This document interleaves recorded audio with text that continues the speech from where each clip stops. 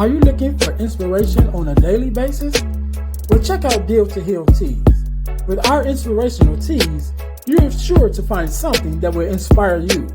Just go to dealtohealtees.myshopify.com. That's Deal to Heal Tees. Get some inspiration in your situation. Wear inspirational tee and be inspired all day. That's Deal to Heal Tees at dealtohealtees.myshopify.com.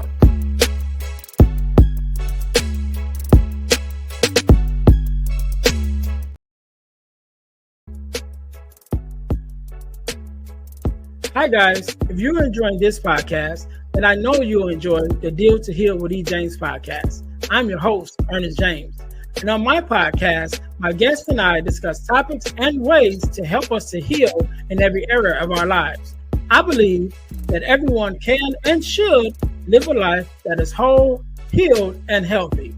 And therefore, I'm on a mission to help people to deal, heal, and fulfill, to deal with their problems, heal from the pain, and to fulfill their purpose. So check out our podcast. We're on Google Podcasts, Spotify, or even on Audible. And if you want to watch the podcast, check us out on our YouTube channel at Deal to Heal with E. James Podcast. Until then, see you soon.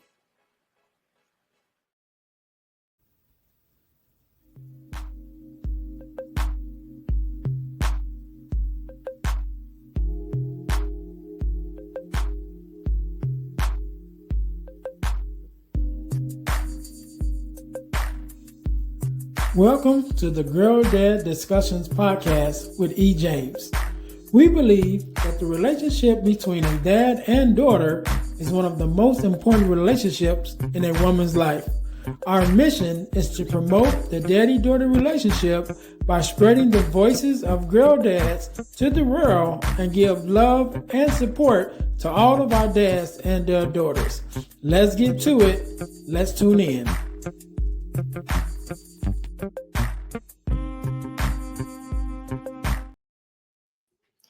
All right, welcome to the Girl Dad Discussions podcast. I am your host, Earnest James, and I believe that the relationship between a dad and his daughter is one of the most important relationships in a young woman's life. And therefore, our mission is to help to promote the daddy-daughter relationship by spreading the voices of girl dads to the world in order to combat the narrative of the absent father and the fatherless daughter. Thank you guys once again for tuning in to the Girl Dad Discussions podcast. If you haven't already, make sure that you listen, like, subscribe, and share our podcast on all of our social media pages that the Girl Dad Discussions podcast is on. Also, make sure you guys are checking us out on our new YouTube channel, the Deal to Heal Podcasting Network on YouTube. When you go to the Deal to Heal Podcasting Network channel on YouTube, not only can you catch the Girl Dad Discussions podcast, which is the podcast that you're listening to now, but you also can check out the Deal to Heal with E. James podcast, which is our partner podcast. Both of them are available on the Deal to Heal Podcasting Network channel on YouTube, as well as some other podcasts that we are piloting just to check out. We do plan on bringing more podcasts. So make sure you guys subscribe to our channel on the YouTube channel so that you guys can check out the Deal to Heal with E. James podcast, the Girl Dad Discussions podcast, and all future podcasts that will be there on the Deal to Heal Podcasting Network. So make sure you guys check that out. I'm definitely happy to have you guys here.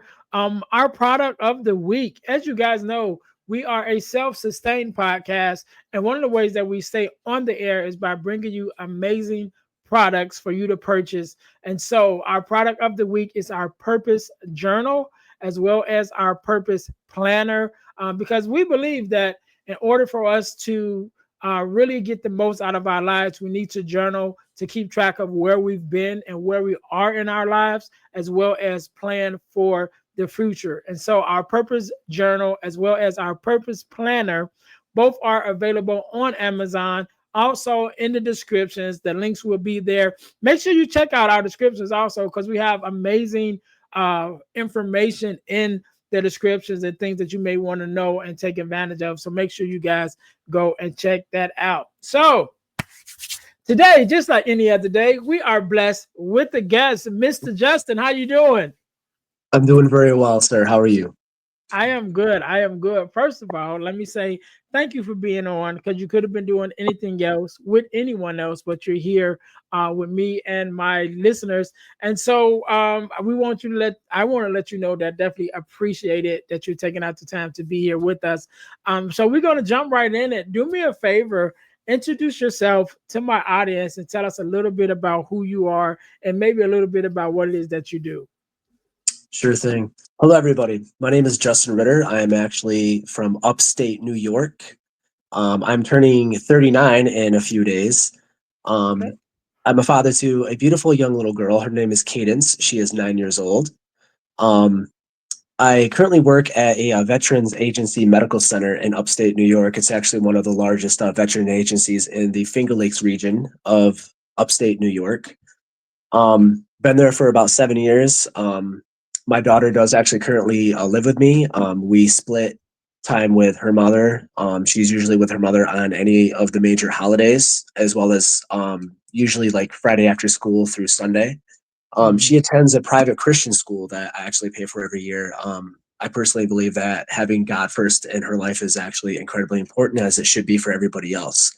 Um, Couple of the things about myself. Like I said, I'm turning 39, so trying to stay as youthful as possible. Health and fitness is extremely important in my life. I do tend to work out about 4 to 5 times a week. I go on walks. I try to practice mental grounding and just going outside, getting some fresh air, things Yeah. like that. That pretty much about sums it up for me. Other than that, I'm just your average guy. All right, all right. I do need to work out as much as you do. Yes, I don't, but I do walk. I do walk just about every day, and I've just got into hiking recently, and I'm I loving think that. so. And so that's a new thing. I'm a little bit older than you, so I'll be turning 49 in a couple of days. So look 49 years young. for you. So it's good. It's good. So what did you? I know you said it, but what was your daughter's name again? Her name is Cadence. Cadence. All right, Yeah, cool. Cadence. Cadence. I have to make sure I ask because I always forget to ask, and then we just be that's all talking. right. And so I want to kind of take you back. Actually, before we go there, Justin, I want you to answer a question for me. What does it mean for you personally to be a girl dad? I am a firm believer. Well, all right. So when almost 10 years ago, when I found out that my ex-wife was expecting, I actually prayed for a daughter. The reason why, I personally believe that daughters are a extremely, I don't really want to say a rare gift, but I think that the opportunity to be a father to a daughter is kind of a rare experience for men. Generally and traditionally, a lot of men like to have a son. And for obvious reasons, you can, kind of do more like similar um hobbies with them, go throw the football around, go work on a car, things like that. I'm not saying that you can't do that with girls, but traditionally men really do want sons for very obvious reasons. I'm not against that. But to me, I believe it gives you an opportunity in a little girl's eyes to be nothing short of a superhero. I'm a firm believer that when you're a father to a daughter, you can't be anything short of a superhero to them. No matter what you go through, you have to show them that you're going to be strong enough to withstand whatever comes your way as well as hers. Guidance and protection is incredibly important, not just physically, but mentally, emotionally, spiritually. So for me to be a father to a young girl, it is an exceptional task and it's a huge challenge. And personally, that's what I love about it the most. Good, good, good. And I agree with you. And I've shared this before on the podcast. Um, we're having conversations with other fathers, and a lot of times, like you said, they do have a tendency to want a son first. you know what I mean, or a son, period. You know, not necessarily not first, but just a son, period, because we can kind of teach our sons to be smaller versions of us. You know what I mean? But You when don't we do have daughters, it's more of I want to teach her the best parts of me. You know what I mean? And so some of the negative traits that some of us may teach our sons because we want our sons to be just like us, we won't necessarily teach those traits to our daughters. So it mm, kind of, I always say our daughters bring out the best of us, and they're usually a representation of the best parts of us as fathers, mm. because we only really want to pour into them the best parts of us, and we hold as much of the negatives um, as we can. I agree with that. I agree with that. Okay, so we're gonna go back. I'm gonna take it back a little bit because you mentioned that that your daughter's 9 years ago you found out that you guys were expecting, and so let's talk a little bit about that. How did you find out that you were going to be a father, and also were you guys planning, the family, or did it just kind of happen? At the time we were planning, we only wanted one. So we had agreed that we only wanted one. We wanted to be realistic. Um, I found out it was very typical. I just woke up one morning before I went to work, and she just walked into the room and just showed me the positive test. Honestly, the like nothing like really, I guess, mind blowing. Just very typical. Just say, hey, by the way, where it's happening. So I took it very much in stride. I actually just took it as I just kind of nodded and said, all right, well, it's in 9 months, I'm going to have quite a bit more responsibility. I'm going to be probably booked for the next 21 years. That's great. All right. That's exactly what I signed up for. So it really wasn't anything like spectacular or I guess like theatrical. It was just, she just walked in the room, just showed it to me, and it was that simple. It was just that it. Right, right. Okay, cool, cool. So did you guys wait to find out the sex of the baby to after the baby was born, or did you guys find out before? No, she wanted to know right away, like as soon as we possibly could find out. So I was on board with that. I kind of wanted to know, and when I found out it was a girl, I was extremely happy. I was very excited for that. I'm not saying if it was a boy that I would not have been, but still, I'm just saying that's exactly what I Mhm. had prayed for. That's exactly what I wanted, and honestly, that's what she had wanted as well. All right, all right. And so let's go back. So obviously, I'm assuming this was both of you guys' first child and only Yes. child at Yeah. this point. So let's go take me back to that experience. Like once your daughter gets here, it's like freshly born, either at the hospital or bringing her home for the first time. What was that experience like for you, being a first time dad and being a girl dad at the same time? Just like the very beginning, you know what I mean? Like you bring her home, this is like, all right, this is my responsibility now. Like I have this whole new life that I'm responsible for. So how was that experience with you? She was born almost 4 weeks early. So it's pretty typical to be born about like a month early. She was born at Strong Memorial in Rochester, New York. It's a major city in Rochester. The ex-wife had some difficulties with during the pregnancy. She had I believe it was like a incompetent cervix that we had found out. So they had to basically hold the baby in longer. So the entire time was quite tumultuous leading up to the birth. After she was born, she was only in the NICU just a very short amount of time. Strong Memorial Hospital, if you don't know, in Rochester, is actually a spectacular hospital. They're one of the best ones up in upstate New York. So we were blessed.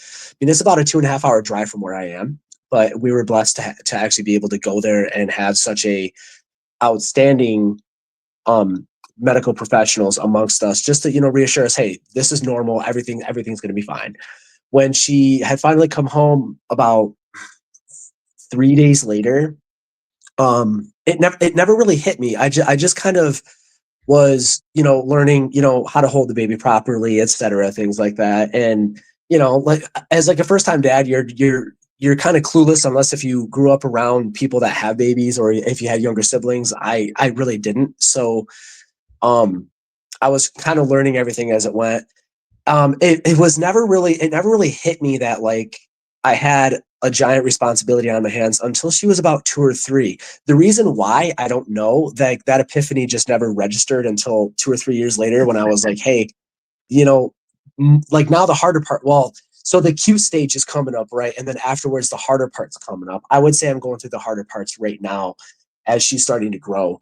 But that's pretty much all it really was. It was, I guess you can say it was just very typical, just I was a little bit clueless. I was kind of taking hints from other people and, like kind of relying on my wife at the time as well as my mom to give me the right guidance in that aspect. Okay, okay. And so now, with your daughter being 9, definitely a couple of years under your belt. What is something that your daughter has taught you as a father? Um, Cadence is Cadence is pure love. She is so I guess the best answer is this. Um, as we age and as I'm approaching 40 pretty soon, my life is just filled with um a lot of like underlying stress and tension. A lot of trying to circumvent, the aspects of all of the daily BS that you go through, issues at work. As I mentioned, her mother and I are separated. We are about to approach the overall divorce phase. Thankfully, it's going to be a very mutual one. We are both in full agreement on it. Not trying to get off topic, but just let you know the mother and I are actually on pretty good terms. We did battle in court for a little while, but we decided to lay down our swords in the betterment of Cadence because we saw the amount of hurt that it was causing her. So I was willing to lay down my sword, as was her mother. Her mother's name is Sarah. Her and I are actually on fairly good terms, so we can co-parent pretty well. Cadence has taught me that you don't always have to fight all the time. She's fully aware that her dad goes through a lot of stress at work, a lot of just daily stress with things changing with family. Cadence has taught me like when she wasn't here at my home, when she was with her mother a lot of the time. It was about 3 years ago. I would come home after working 12 hours, and the first thing I would do, Ernest, is I would go to her bedroom, and it was empty. She wasn't there. And the first thing I would do when I come home, without even kicking off my shoes, I would just sit on her bed, and sorry, man, I get a little emotional, but I would think about, what would be the first thing she would say to me besides "Hi, Dad." Is she always said, my daughter always asked me how I am at 9. She asked Daddy, "How was your day?" And that means a lot to me, And when she wasn't here to ask that question, it was like there was something missing that I just could not. Doesn't matter what I did, going to the gym didn't fill the void, hanging out with friends didn't fill the void, girlfriend didn't fill the void, nothing. It was just the fact that my little girl wants to know how I'm doing. And Mm. as a father, as a man, you take on all of these battles and you just take on the world on your own. She has to see you as a superhero. But the biggest lesson that my daughter gives to me on a daily basis is that it's okay to be human. It's okay to not be okay once in a while. She's pure love, man. And I think I can speak for many fathers who have daughters that they've had moments like that, you know. But Cadence does it on a continuous basis, and I'm man enough to admit that I couldn't live without her because of that aspect. You know, when she's not here, it hurts. When she's here, everything's okay. That's the biggest lesson. Yeah, I love it. I love it. And so I wanna go to something that you said. You mentioned about um, I'll say this. Before we started recording, we were kind of having a conversation, and you talked about, sharing your story, and more so sharing a lot of your experiences, not just as a girl dad, but as a man altogether. As a father, as a just your overall experience. And then you just mentioned briefly about co-parenting, and so I want to talk a little bit about that. Having been divorced myself, and I'm glad that um, I get to share, this point of view. That you mentioned that you and your ex-wife are actually on good terms. Not my daughter's mom, right? I've been married twice, so not my daughter's mom, but my ex-wife, most recent ex-wife. We are very good friends. And most people, when you say that, they're like, "What?" Is like almost, it's like a never ending story, like something they've Hmm. never heard before. And I'm Yeah. like, no, I mean, we had history before we were married. Like we've known each other since kindergarten, so we've been friends our whole life. It just, when we got into the marriage part, and we were married 10 years. So it wasn't like it necessarily didn't work. It just over time, it was like, okay, it just changed, you know. But because we were very adamant about not losing our friendship, even though we were losing the marriage. You know what I'm saying? It's like, okay, Hmm. we're going to get divorced. We already came to terms with that. That doesn't mean we can't be friends.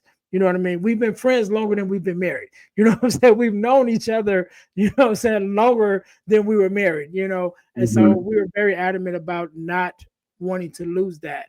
And in that space, not only was, I had my daughter's my only biological child, and she has my ex-wife has four sons, and so they were my stepsons, and so we were kind of co-parenting, each other's kids. So as step parents, one, and then as co-parenting with their biological parents at the same time. And then it can be a challenge at Hmm. times, but when you are able to co-parent from a healthy place, it always, makes things a little bit easier. And so you mentioned about, you and your ex-wife being able to co-parent, how is that working, should I say, and what could be any tips that you could give to our other fathers that may be listening about, things that they can do to kind of make that adjustment, to make that co-parenting just go a little bit smoother. So not too long ago, it was last July. Um, Unfortunately, my daughter ended up having what was called a intussusception. It was where the large intestine collapses in on itself, causing extreme stomach pain, and it does require surgery to remedy.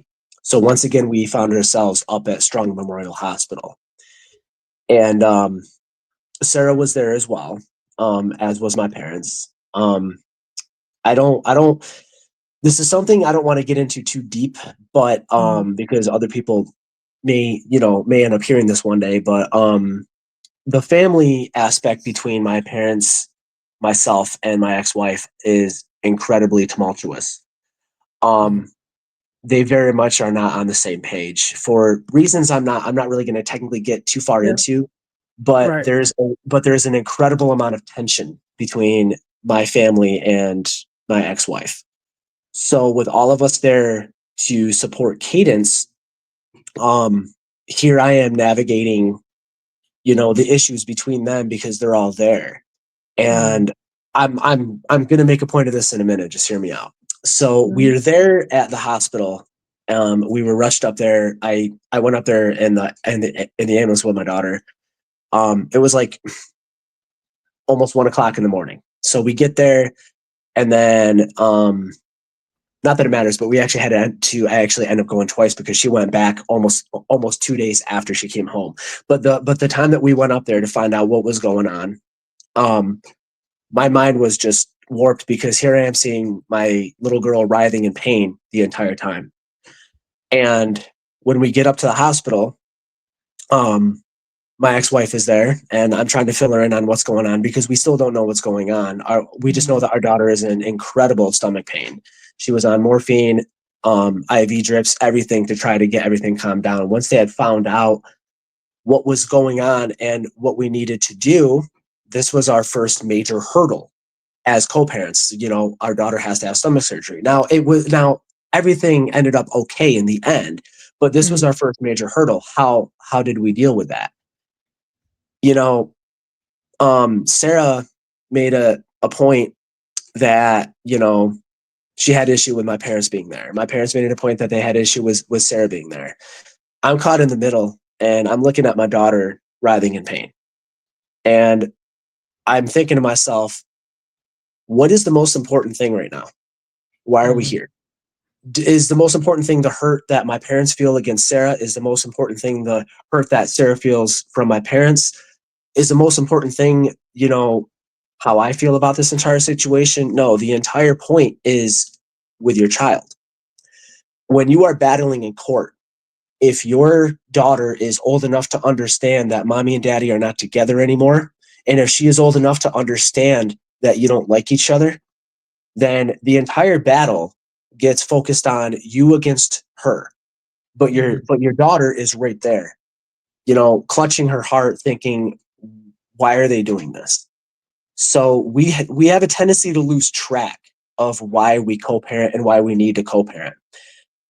Many co-parents do not work out in unison or harmony simply because they can't resolve situations, whether those situations are petty or not. I'm sure that they're not necessarily petty situations, but they can't resolve anything unless if they think about how is this affecting cadence. Now, it's interesting because the reason why that she actually had a intussusception is, believe it or not, this is going to blow your mind, but the doctors even told us everything that she's going through, the stress response, she was internalizing pain.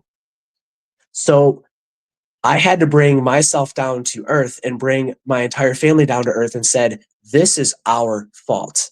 This is my fault. I had to man up and take responsibility. The battle between Sarah and I was causing our little girl so much internal pain that it actually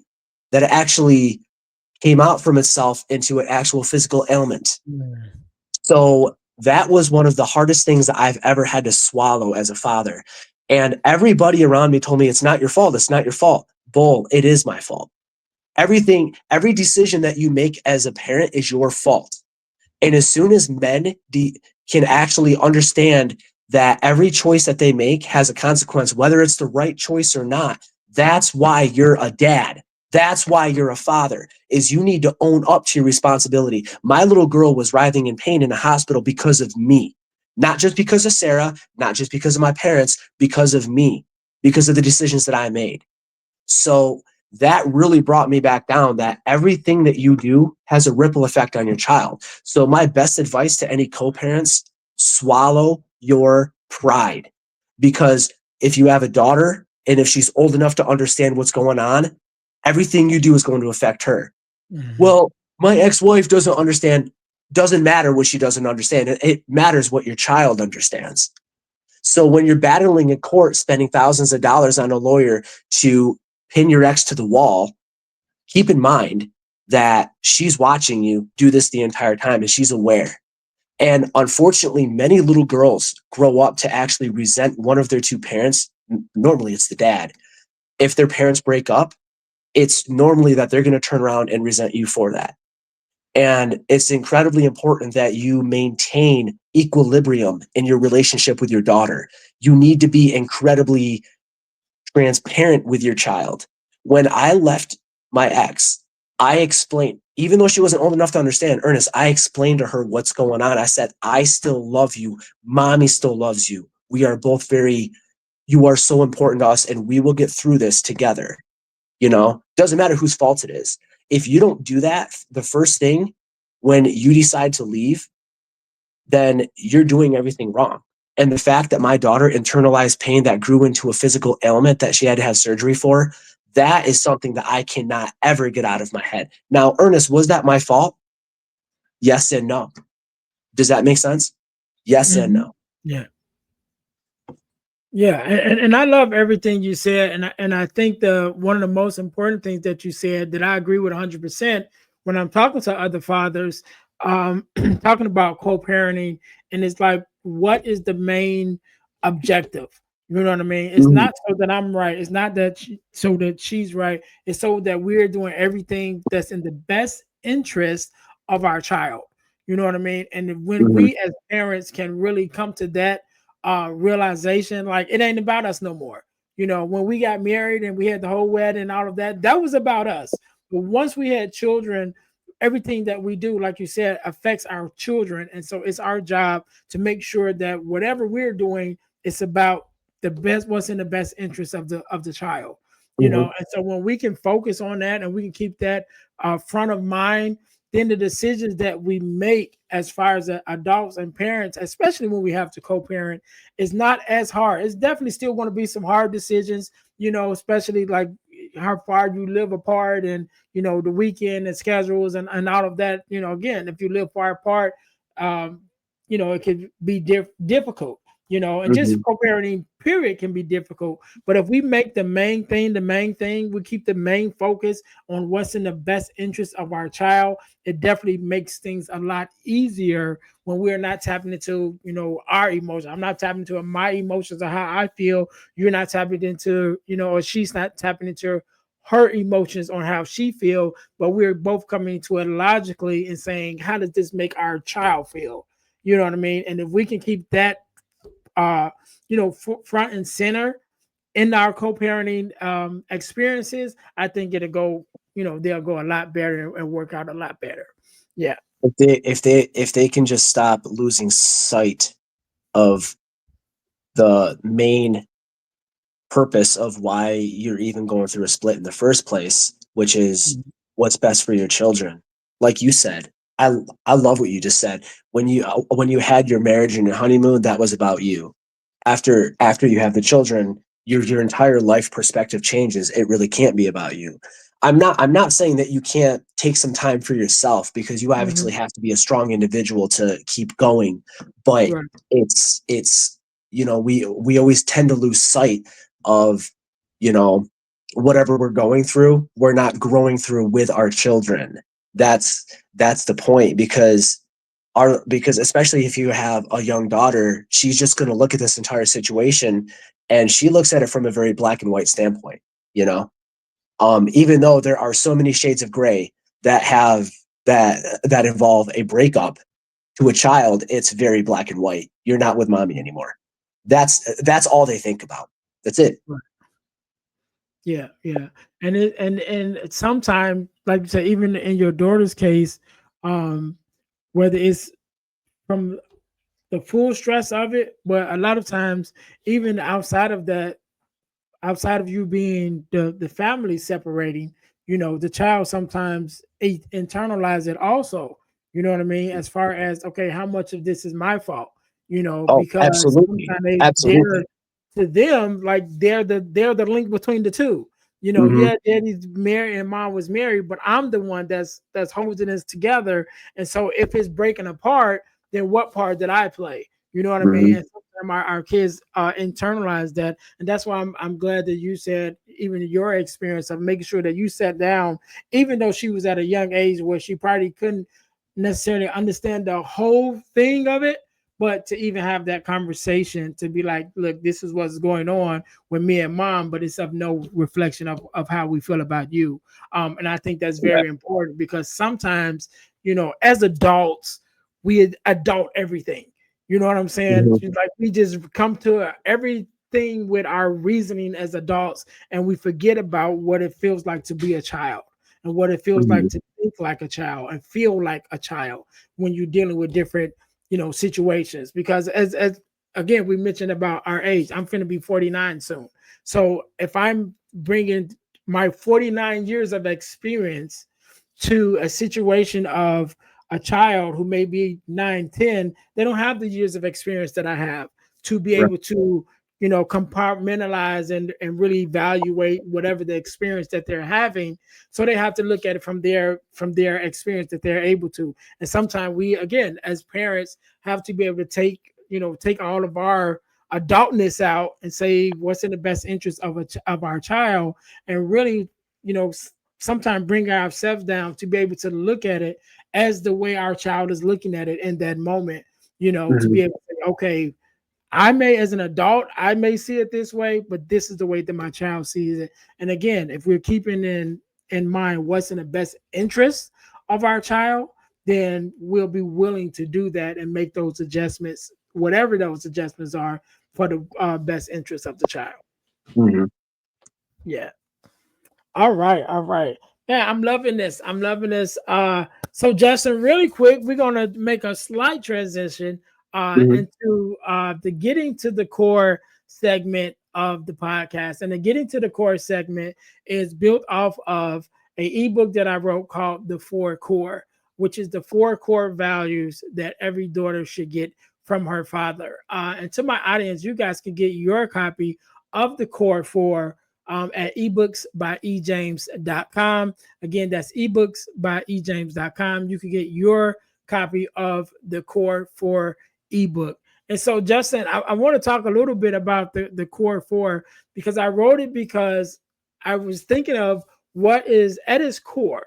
What are the four values that a father brings and instills in his daughter?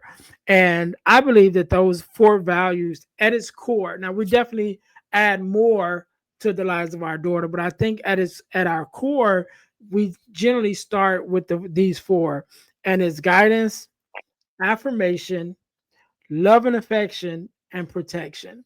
So I believe that those are the four core values that every father, should give to his daughter. And so of those four, you as a father, which one to you personally would probably be the most important to you, most important value to you to instill in your daughter? That's that's a bit of a tough one, but I think realistically, um, I would have to go with guidance as Mhm. the most important. Um, I believe the reason why is because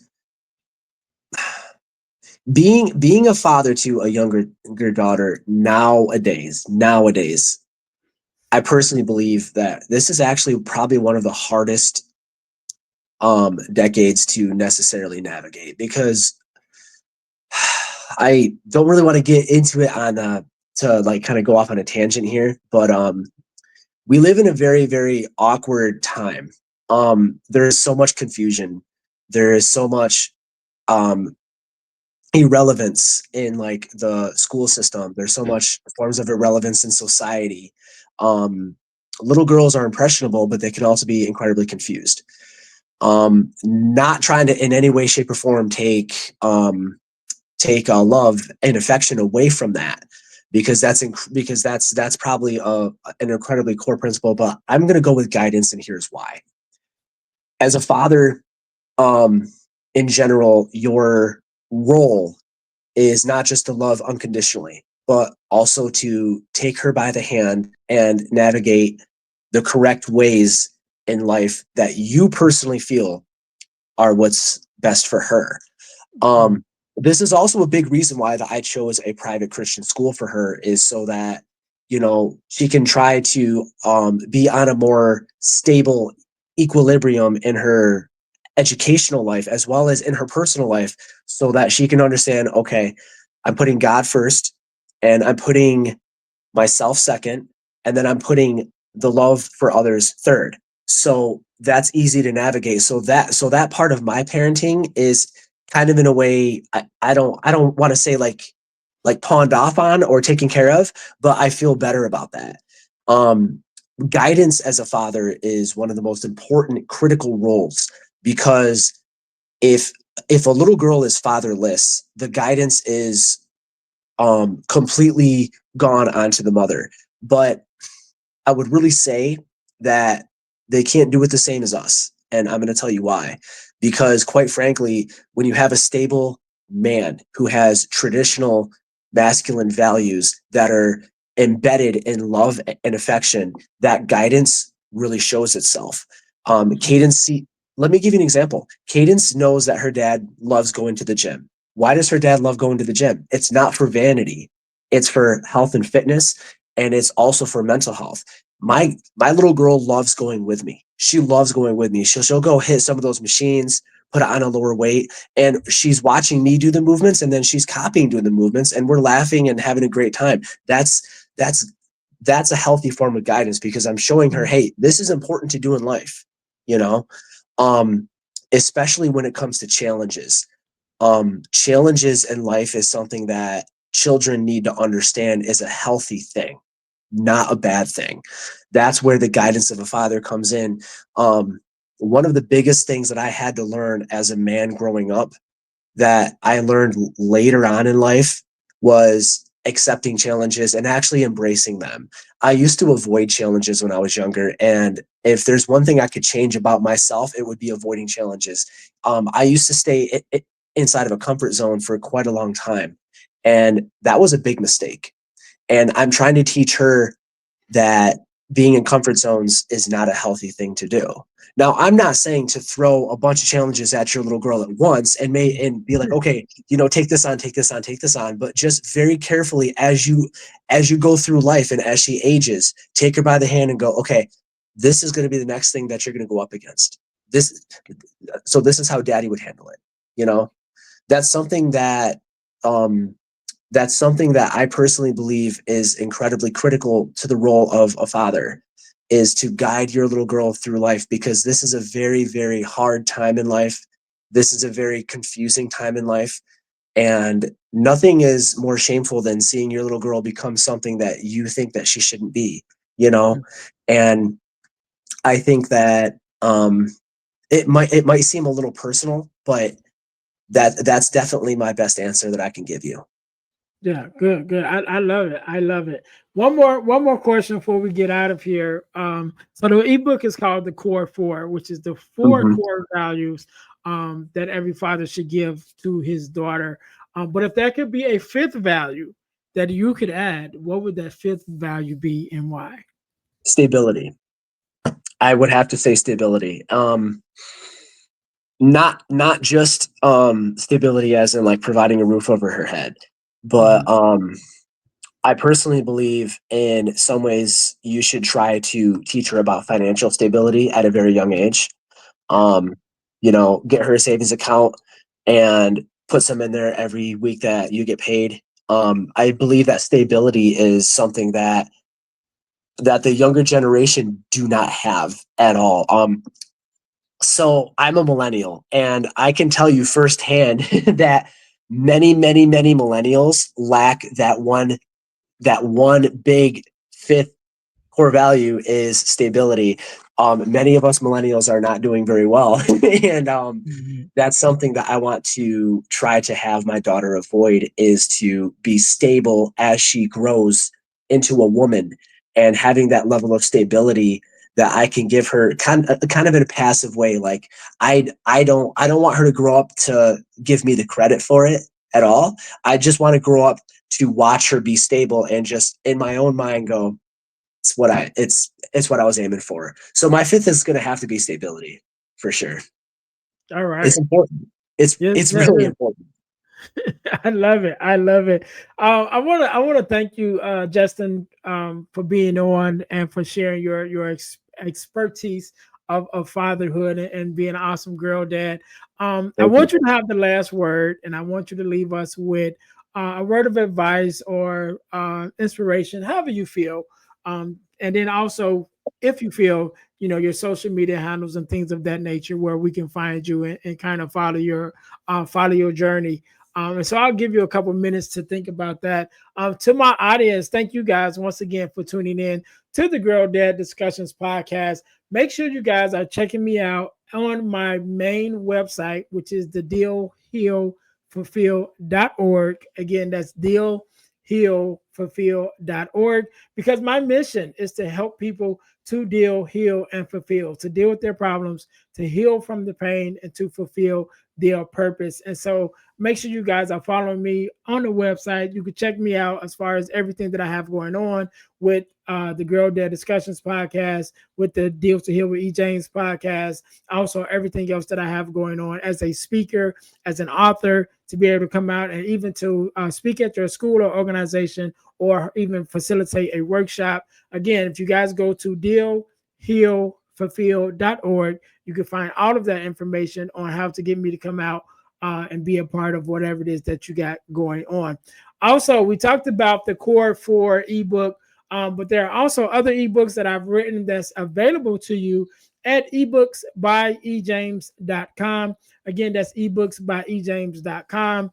There's the Core 4, which is the Core 4 values that every daughter should get from her father. There also is a ebook entitled From Males to Men, which is a ebook for young men transitioning to fatherhood, to adulthood, not fatherhood. Young men are transitioning into adulthood. And there's also a ebook that I'm very proud of called Forgiving Me, the 4 Steps to Self Forgiveness. All of those ebooks can be found at ebooksbyejames.com. Again, that's ebooksbyejames.com. You can go there and check that out. Also, check out our inspirational t-shirt line, where we have inspirational tees with inspirational quotes on them and messaging.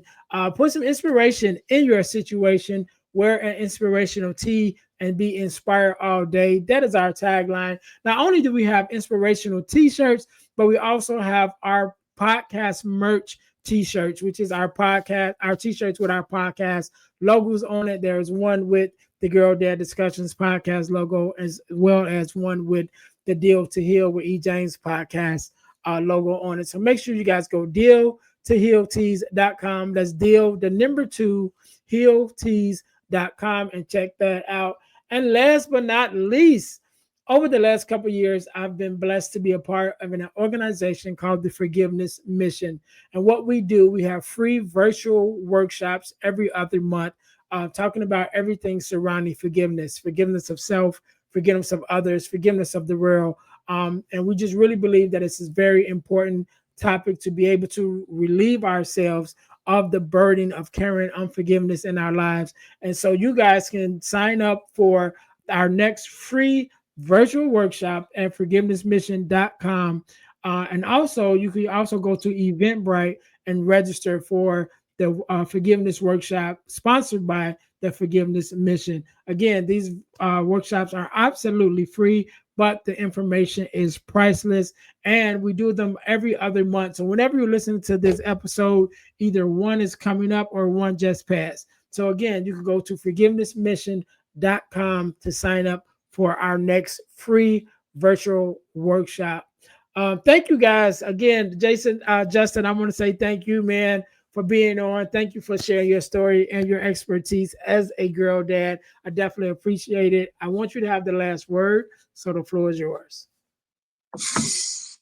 Best piece of advice that I can give any other single father out there at all that is going through similar situations, whether it be a divorce or or maybe simply you're just a single father by just pure happenstance. The best piece of advice that I can give you that I had to go through myself: get up. Doesn't matter what you're doing, how much you're going through. We all we all we all carry the world on our shoulders and the burdens of everything going on in our personal lives as men. It is incredibly hard to be a man nowadays. It's one of the best blessings to be a man these days, but it's also one of the most difficult things, especially the fact that men have been kind of pushed into the background. Fathers losing court 9 times out of 10. Seen it happen many, many times. Get up. Wasn't too long ago, my daughter had a event at her school, and I had gone through a huge fight with my family at the time, and I was just feeling down and out. And I was part of the Single Fathers with Daughters Facebook page, and I just posted on there, I was actually lying in bed. I was exhausted. I wasn't feeling well, and I said, Cadence, I I think we're just not going to go today. We're just, I think it was like a little fun event thing that her school was putting on. Cadence goes, oh, all right, so she goes back to her room and plays, and I posted on there, hey, I'm just not really feeling it. My little girl's got something going on. Whoever this guy was, I don't even know who you are. I don't remember his name, but I a few minutes later, I got a messenger message And I don't even know the guy's name, but he said, "Hey, you just posted on the group." He's like, "Want to talk for a sec?" So I was like, "Sure, I'll talk for a sec." And he's like, "What's going on?" So I told him what's going on. And all he did was message me 2 words: "Get up. Get up and take her." And then he logged off. I believe, in all sincerity, that was probably the best wake up call that I had.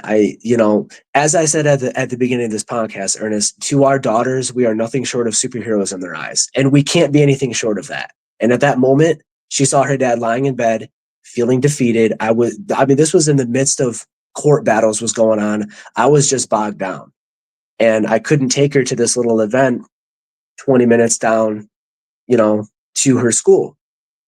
The best piece of advice I can give any father out there. I know it's hard. And trust me, I understand that it's difficult, but get up, man. You have to. You have to do everything to your very last fiber to make sure that she is taken care of. That is honestly the best piece of advice that I can give any father out there. And also, lastly, any one of the websites that Ernest had put up here, I'm going to be visiting them myself. I think after this podcast, I want to become an active member of this community, but just know your phone has tons of information on it. Join communities if you need help. Reach out to other fathers. There are thousands of thousands strong out there that can help. That can give us the motivation and the strength to just keep going through this. I know it's not easy in any way, shape, or form. Trust me, this has been the most difficult last 3 years of my life, but kind of in a way, I've also felt like it's been the best blessing for the last 3 years of my life because I've grown tremendously as a human being, and I still have a ways to go. All right. Definitely appreciate you, Justin. To my listeners, thank you guys once again for tuning in to the Girl Dad Discussions podcast, where our mission is to spread the voices of girl dads to the world in order to combat the narrative of the absent father and the fatherless daughter. We definitely appreciate you guys being on. Until next time, you guys be blessed. Thanks for listening to the Girl Dad Discussions podcast with E. James. Be sure to subscribe to our YouTube channel and subscribe to our podcast on all your podcast listening platforms. Also, don't keep it to yourself, but share it with someone else. That the Girl Dad Discussions podcast is on the air. Until next time, be blessed.